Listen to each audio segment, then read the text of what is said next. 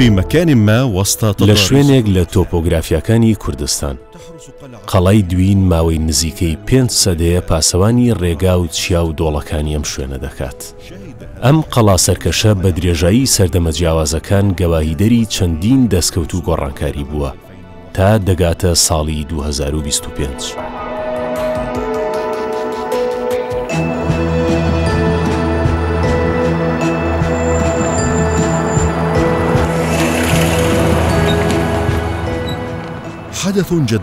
ئەم قەڵایە دەبێتە شاهیدی ڕووداوێکی نوێی هاوچەرخ، ئاوێتەیەک لە نێوان ئەم سەردەمە و مێژوودا، هەروەها لە نێوان ڕەسەنایەتی و بەهاکاندا دروست دەکات کە سیمای تەواوی ناوچەکە دەگۆڕێت.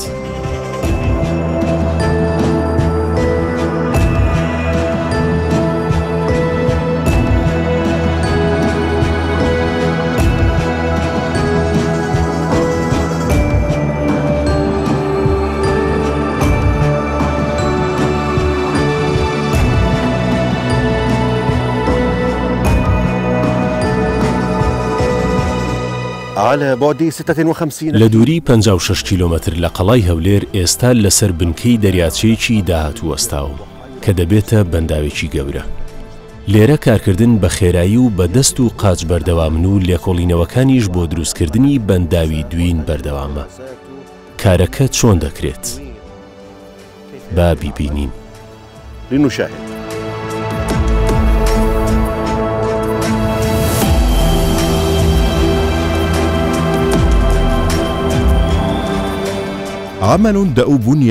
لێرە کارێکی قورس بۆ دیراسەکردنی سێم گەورە بەندا و دوای دەربەندی خان و دووکان ئەنجام دەدرێت.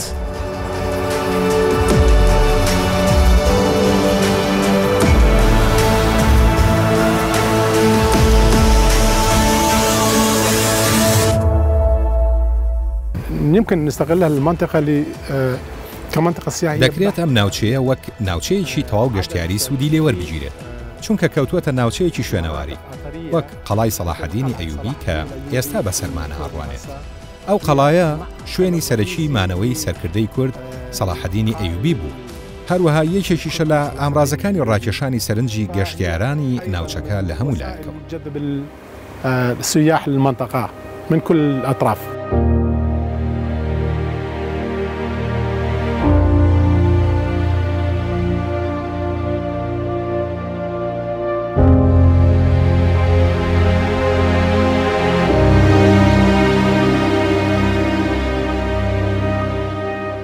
اختيرت الأرض بالفعل. هەر بەڕاستی شوێنەکە دەستنیشان کراوە.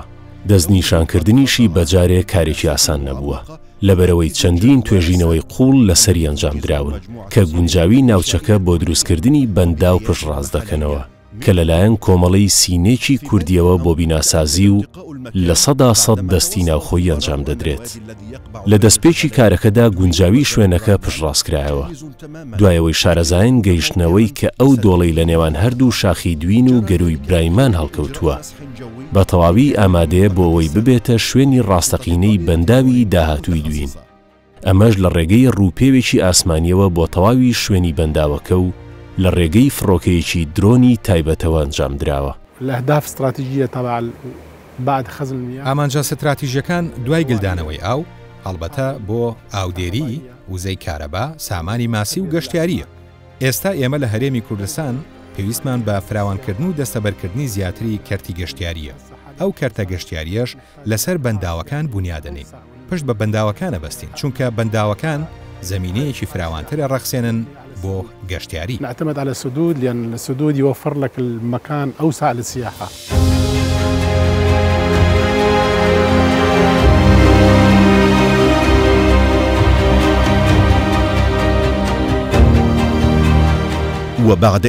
دوای ئەنجامدانی ڕووپێویەکە شارەزایان بەو ڕاستیە گەیشتن کە شوێنەکە ئامادەیە بۆ لەدایکبوونی بەنداوێکی نوێ. ئەوەی ئەو ناوچێشی بۆ ئەو مەبەستە گونجاندووە لە ژمارەیەک هۆکار پێگاتوون.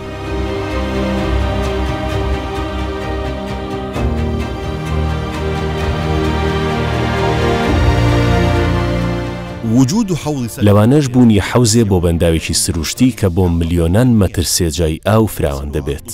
پانیەکەی لە درێژترین خاڵدا دەگاتە 2 کیلۆمەتر. هەرچی درێژیەکەیە دەگاتە 4 کیلۆمەتر و نیو.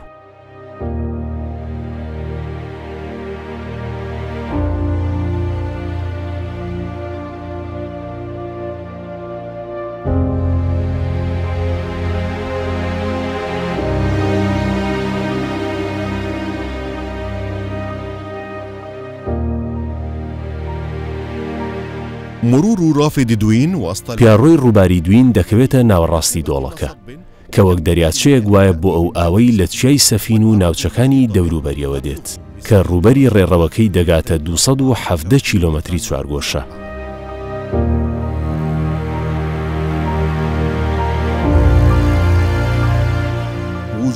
بوونی دەربەندێکی سروشتی لە نێوان دوو شاخەکەدا ئامادەیە بۆ دروستکردنی جەستەی بەنداوەکە.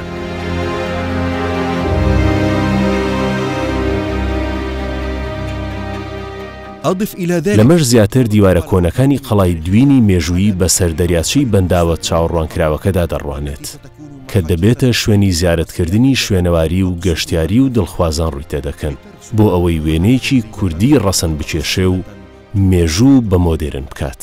في فرق مختصة هەندێک تیمی تایبەتمەند و جیاواز لە هەموو پسپۆڕیەکان هەن لە پشکنینی خاک لە جیۆفیزیکیەوە بۆ هەموو وردەکاریەکانی پێویست بۆ تەواوکردنی بەنداوەکە. جا سەبارەت بە تیم ئێمە کۆمەڵە تیمی جیاوازمان هەیە تەنانەت تیمی بیانی و ناوخۆیشمان هەن بۆ تەواوکردنی ئەو نەخشە سازیە. تا ئێستا هیچ کێشەیەکمان بۆ دروستکردنی بەنداوەکە نییە بە تایبەت لە جۆرایەتی خاک و بەرگەگرتنی بۆ ئەو کوتلە کۆنکرێتیەی بۆ دیواری بەنداوەکە دانرێت. تا ئێستا نەگەیشتوونێتە قۆناغێکی بە کێشە بەڕاستی خاکەکەی تا ئێستا گونجاوە. تربة لحد الآن ملائمة.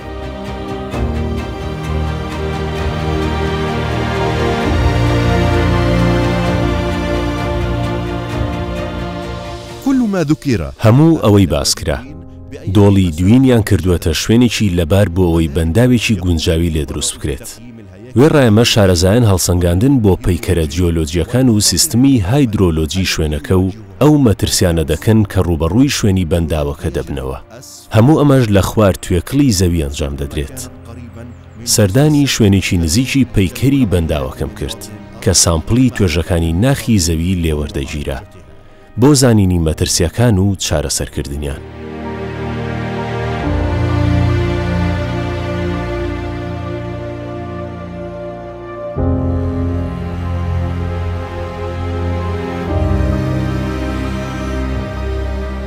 مشاهدينا هنا لێرە سامپڵ و نمونەی بەردەڵانەکانی شاخەکە وەردەگیرن بۆ ئەوەی ئاستی هێزەکەی بزانن بۆ دروستکردنی بەنداوەکە تا چەندە توانای هەڵمژینی ئاوی هەیە لەگەڵ زۆر هۆکاری دیکەش. ئێمە ئێستا لە نزیک دەرچەی شەشەمین لەو دەرچانەی سامپڵەکانیان لێوەردەگیرێت. دەبینن وەک پێم گوتن کارکردن لێرە بە دەست و قاچ بەردەوام. العمل هنا على قدم وساق كما قلت لكم.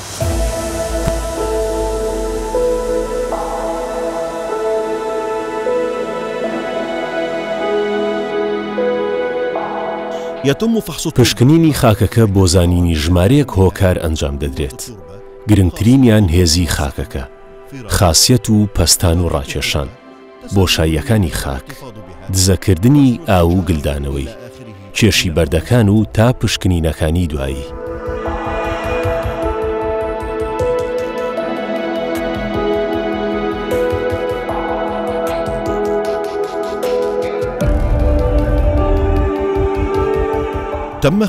حوت شوێن دەستنیشان کراون بۆ وەرگرتنی سامپڵەکان.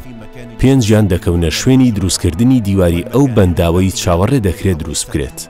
2 شوێنەکەی دیکەش دەکەونە ژێر حەوزی بەنداوەکە لە شوێنی پیاڕۆشتنی ئاوەکە.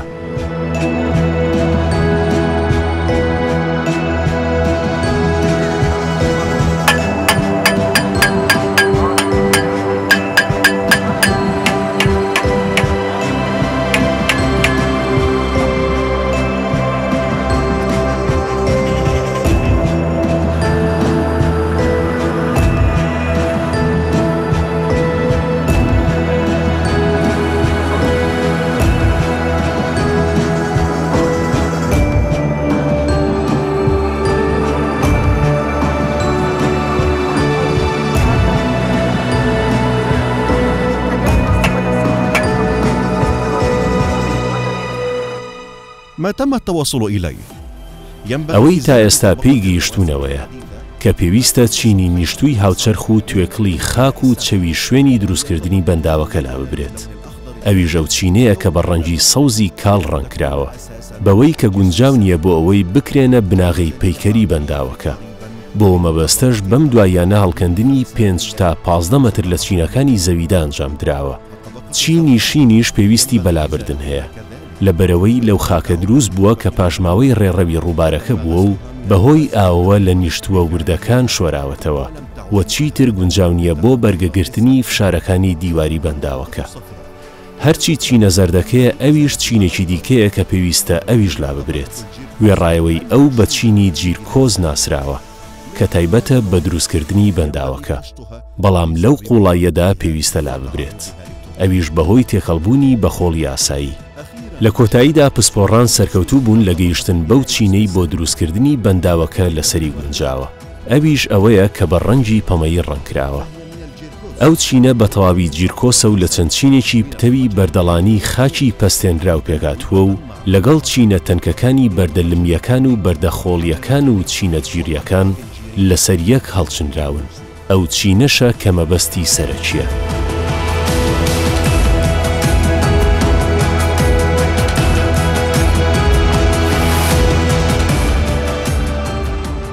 جرى ذلك بعد الحفر بعيد. ئەمەش بە هەڵکەندنێکی قوڵ لە ڕووی سەرەوەی زەوی ئەنجام دراوە کە قوڵایەکەی گەیشتووەتە 80 مەتر. هەموو ئەمەش بۆ زانینی ئەو تایبەتمەندیانەیە کە باسمان کرد.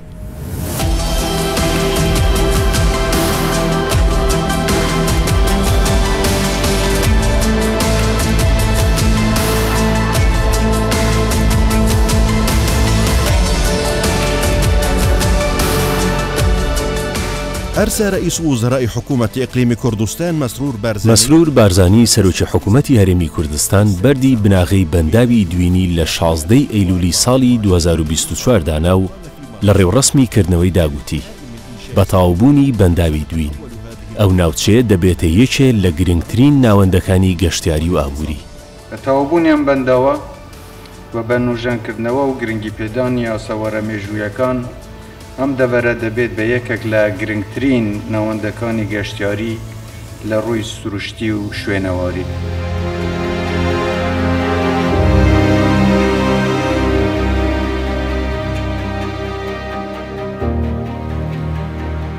جرى فحص شامل پشکنینێکی گشتگیر بۆ کاریگەریە ژینگەیەکانی ئەو ناوچەیە لەلایەن پسپۆڕانی تایبەتمەندی ئەو بوارەوە کراوە.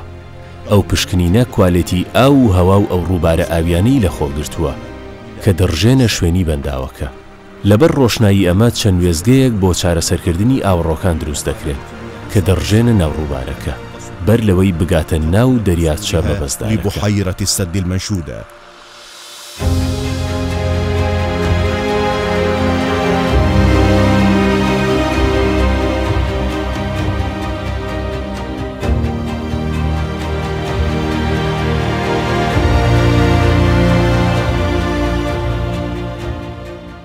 وفقا للمخططات بە گوێرەی هێڵکاریەکان بنکەی بەنداوی دوین دەکەوێتە بەرزایی 500 مەتر لە ئاستی ڕووی دەریا بۆ ئەوی لە بەرزترین خاڵیدا بگاتە 580 مەتر. ئەویش ئاستی قۆناغی سەرڕێژبوونی بەنداوەکەیە لە کاتی پڕبوونیدا، بەڵام بەرزی ئاستی دەریاچەکە دەگاتە بەرزی 575 مەتر لە ئاستی ڕووی دەریاوە.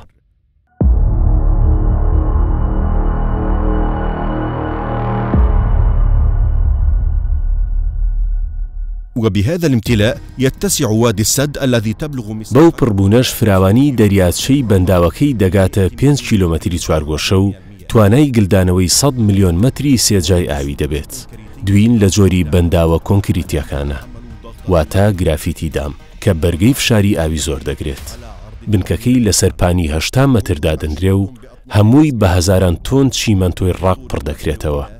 هەروەها بە گوێرەی خەمڵاندنە سەرەتاییەکان درێژیەکەی دەگاتە 340 مەتر.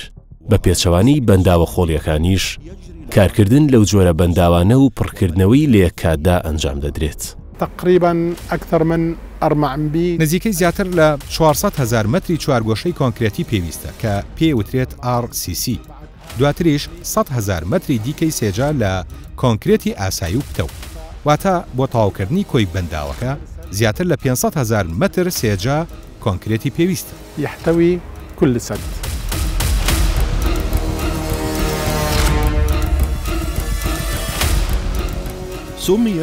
ئەو ڕووباری ئاوەکە بۆ بەنداوەکە دەهێنێ بە دوین ناسراوە.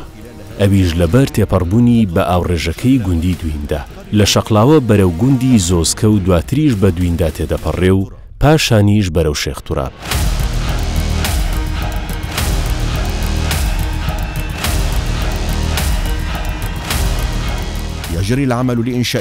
کارکردن لەسەر دروستکردنی تۆڕێکی ڕێگەوبان بە درێژایی 40 کیلۆمەتر بەردەوامە.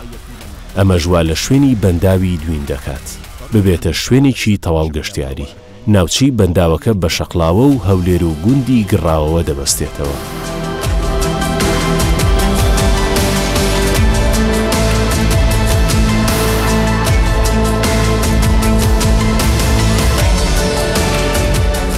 أنا الآن في بداية مشروع إنشاء الطرق. من ئێستا لە دەستپێکی پرۆژەی دروستکردنی ڕێگاکانی بەنداوی دوینم.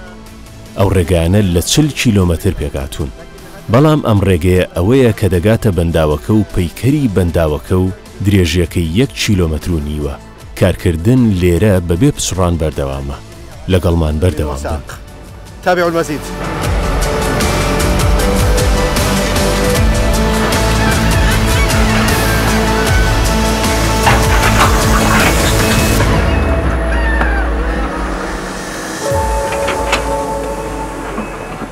طرق المنطقة مثل ما يقول ماستر بلان.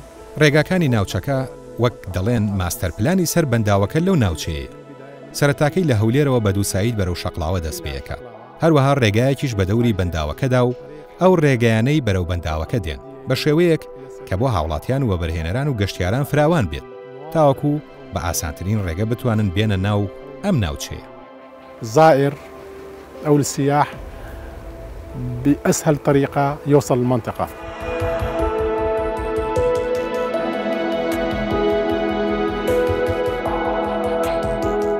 اكتمال الطرق تاوکردنی ڕێگەوبان و دروستکردنی بەنداوەکە لە یەک کادا دەبن و لە ماوەی 3 ساڵدا دەکرێن.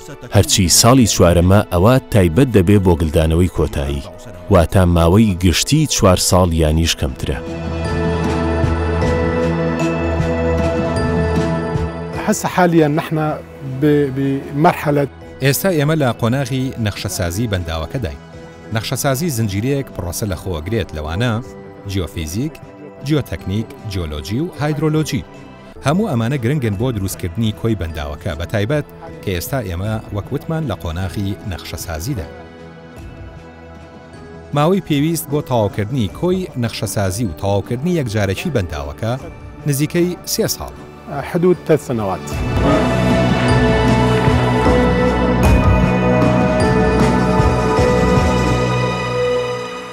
وحسب الدراسات بە گوێرەی لێکۆڵینەوەکان لەسەر بڕ و خێرایی ئاوی ڕووباری دوین گەیشتونەتە و ڕاستیەی بەنداوەکە لە ماوەی 2 ساڵدا بە تەواوی پڕ دەبێ.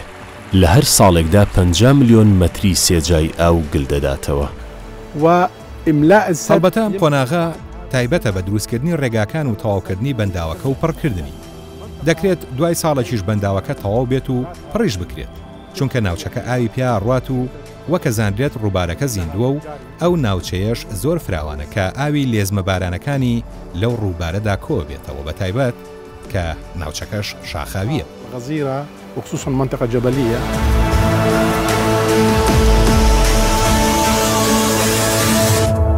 كل هذه المعلومات التي ذكرت هەموو ئەو زانیاریانەی ئاماژیان پێدرا هی ماوەی پلان و لێکۆڵینەوەی کارێک بوون کە بۆ دروستکردنی شارستانیەتەکان کاری تێدا دەکرێت. بەم شێوەیە نیشتیمانەکان ئاوەدان دەکرێن و بنیاد نانیان تێدا دەکرێت.